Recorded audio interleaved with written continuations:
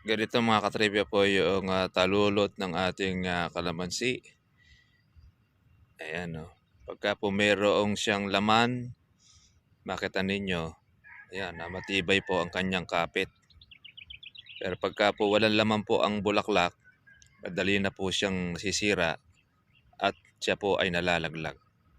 Kaya hindi po porket yan ay namuti sa pagkabulaklak, lahat po ayan ay magtutuloy.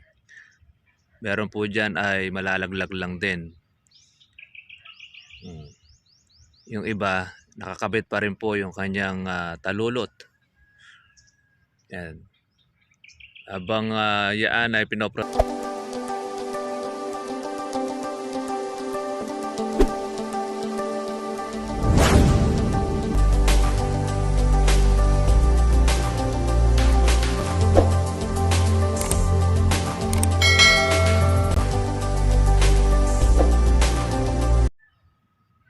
ganito mga katrivia po yung talulot ng ating kalamansi.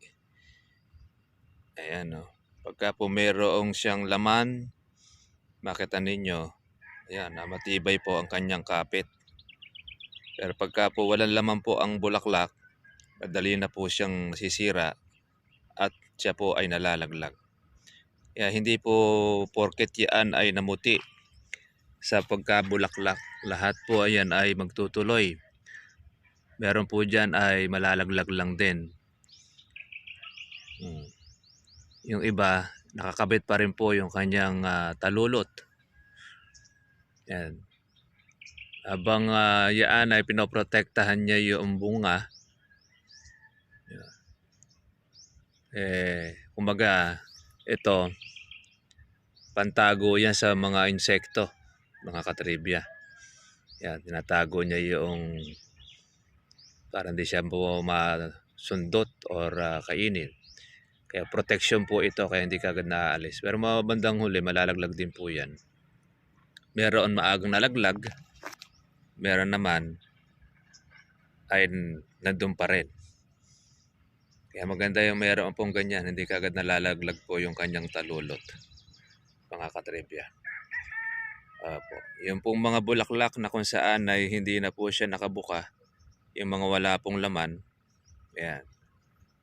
Ako na po yun, sira na po yun. Hindi na siya magtutuloy. Kaya sabi nga po natin sa inyo mga ka-farmers, magtuloy lang po rito ang 1/4 ay napakarami po ng bunga ng ating kalamansi. Yan, may mga malalaki na rin po iba pong mga buko.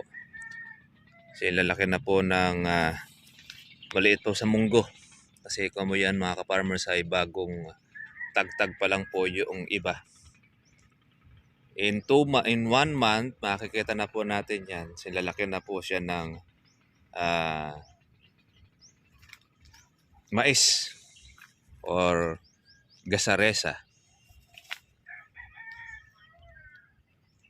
Kaya po nakakatuwa pagka po marami pong bunga ang ating kalamansi. Yan po yung bulaklak. Malaki po ang pag-asa na marami po siyang maging bunga at marami pong bulaklak. Kaysa doon sa walang labas na bulaklak, ay wala kang aasahan. Ayan, dami po nila mga ka-farmers. Mga natagtag na po yung iba. Pag ito mga ka-farmers po ay tutubigan po natin muli, another uli batch ng pagbubulaklak po dyan. Kakaroon uli ng panibago dahil siyempre kalamansi pagka po ito ay natitigang na matagal na hindi po matubigan, pagka yan po ay nabusog uli ng tubig, lalo na lalagyan po natin ng ating pong abono, another kuwan po uli yan. Pag-uusbong na naman siya, kalaki po noon, maglalabas uli siya ng panibago pong bulaklak. Ganyan po ang cycle ng ating kalamansi. Yung pinitas po natin na una ay magkakaroon uli po siya ng usbong na mga maliliit. Kaya ito, maselan pa itong ating mga buko na ito. Pero kahit paano, medyo matibay-tibay na rin po ang kanyang kapit dahil lumalaki-laki na rin po siya. Yung ating tampok. Pakasela ng kalamansi. Pag hindi po natin ito kabisado, mga ka-farmers, at hindi po natin ito aalagaan, lahat po ng bulaklak na yan masisira. Alam niyo mga ka-farmers po, ang kalamansi natin, kapag ka po yan ay nalaglag, yung mula po doon sa bulaklak, mula doon sa buko, nasira po siya, hindi natin naalagaan. Pag yan po ay ate pong tubig, tinubigan natin siya lagi ng tubig. Bulaklak po mga ka-farmers po, lagi yan ng bulaklak. Yun po ang makikita po natin dyan sa ating kalamansi. Hindi siya lumulubay kabubulaklak, mapatag-araw, mapatag-ulan. Hanggat hindi po nag-stay or hindi po napapanuto yung ating bunga, hindi nagtutuloy. Continuous yan ng continuous ng bulaklak. Actually, kahit hindi nga natin tubigan ng kalamansi, magbubulaklak pa rin siya sa kanyang sarili. Yun nga lang, medyo maaawa ka dahil una-una, kulang siya sa tubig, kulang din siya doon sa pataba. Kaya yung kanyang bulaklak na ilalabas, mga ka-farmers, malalaglag po yun, sisira. Kaya ganyan ang cycle ng kalamansi. Pero once na ang mga bunga nito ay nagtuloy, mga katribya, yun na. Magbubulaklak man ng kalamansi, konti-konti na lang. Kasi puno na siya ng bunga. Pero hanggat hindi po puno ang bunga ng kalamansi, continuous po ang pagbubulaklak niya. Hanggang doon sa mapuno niya ang kanyang mga sanga. Kaya napakasipag ng ating pong kalamansi mga katribya.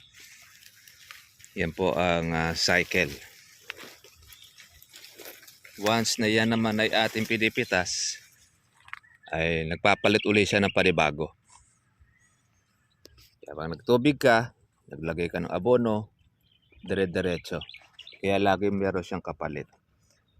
Kaya di mo mapapansin yung una natin pinitas, paraan ka lang ng 1 linggo o 2 linggo, malalaki na uli, pitasin na uli po yung iniwanan natin. Yun naman pong ating pinagpitasan, di mo mapapansin, meron na uli pala siyang kasunod na bulaklak at meron na rin po siyang mga bukong maliliit. Kaya tuloy-tuloy lang, basta tuloy ang mga farmers po ang ating alaga. Nakikita po natin na hindi po tayo pababayaan ito sa ating pong bunga. Marami tayo mga farmers sinusuplayan ng ating kalamansi. Una siyempre sa atin, tapos yan yung po mga insekto, pag hindi ka pa kakapag-spray, insekto susuplayan yan. At ang matinding pinakasalot dito sa amin, pag nanakaw, kasama po sa nasusuplayan ng mga Damocles po na yon. Buti na lang po ang kalamansi natin, masipag po siyang magbunga. Kaya lang, masipag din po yung kawatan. Talaga pong ganon, hindi sa atin na lahat, may parte ang mga bagay-bagay. Sa bahay lang din kasi natin mga farmers, meron rin tayong parte. Ang ating pong alagang pusa, meron tayong aso na alaga, may parte yan na pakain. Siyempre sa kalamansi rin natin mga farmers, hindi lahat solo natin yan. May parte rin tayo dyan. Mas nauna pa nga pumarte sa atin ang mga tolongges. Kaya lang, hindi naman po sa lahat ng pagkakataon ay lagi silang piyesta. Kaya panalangin na lang po natin, magbago sana sila. Para po kung magkagayon wala na silang marami pong mabiktima. Dahil pinasisikip lang din po nila yung kanilang pong mundo. Dahil pagka po ang nasa taas ang bumuwelta, bahala na po yung pong nasa taas. Basta tayo, continuous lang. Tuloy-tuloy lang po ang buhay. Yun po ang pinaka-the best dyan. Yung ating pong inalagaan. Yan. Ngayon po mga katribya po ay nasusulit na. Yung pong bulaklak. Ayan yung mga lilipad-lipad po ng mga insekto na yan. Paglipas po ng gamot po natin mga katribya, ayan, sila naman po ang sasalisin. Kaya nga po tayo pagka mag-i-spray, dapat di ka mapapatlangan po ng matagal na araw. Dahil pag napatlangan ka, doon na nga po makakaporma ang mga maninira. Hindi po biro ang mga insekto na yan. Kahit milyon ang mga bulaklak na yan, ay sandali lang po sirain yan ng mga insekto. Nagbubuko rin mga katribya po yung kanila pong mga tinatama, kanilang kinakagat. Kaya lang, habang lumalaki po ang buko ng kalamansi, nagiging kopildo ang itsura. Kahit po tayo nag-i-spray, meron rin po silang mga natatamaan kahit malaki na. Kaya kung minsan nakakalaki rin mga katribya yan Yung pong mga tinatamaan po ng insekto, mga kinakagat. Kaya lang, ang advantage naman po noong nag-i-spray tayo, medyo nakokontrol sila na makabiktima ng mga bulaklak at bunga. Kasi pagkain kasi nila mga katribya, gusto rin nilang mabuhay na kagaya lang sa atin. Kaya naman, tayo naman mga ka-farmers, kung sila naman ang pagbibigyan mo, tayo naman ang magugutom. Kaya tuloy-tuloy lang ang ating alaga. Yan.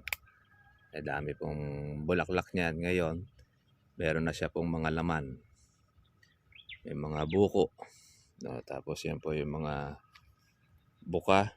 Meron namang iba, bubuka pa lang. Siyempre, meron din pong may sira rin pong bulaklak. Hindi po lahat po yan perfect na hindi po masisira. Meron at meron din yan. Lalo na, gamit lang naman po natin yung pong manual. Siyempre, ang mga hindi po maaabutan o tatamaan po ng ating gamot, yun po ang sisirain naman po ng iba. Insekto. Okay mga ka-farmers, sige po. At kita-kita lang po tayo bukas. God bless po sa inyong lahat. Ngayon po yung kalamansi ay patuloy pa rin po ngayon ang pagtaas o pag-angat po ng presyo. Dangan niya lang po na wala tayo marami pong pitasin na marami na pwede tayong humalaw paunti-unti. Kaya swerte na lang po natin pag matsyempohan natin na magandang presyo tsaka marami pong pitasin. Hindi po natin mga ka-farmers magawa na makapagpalaki po ngayon. Dangan nga dun po sa mga tulisan.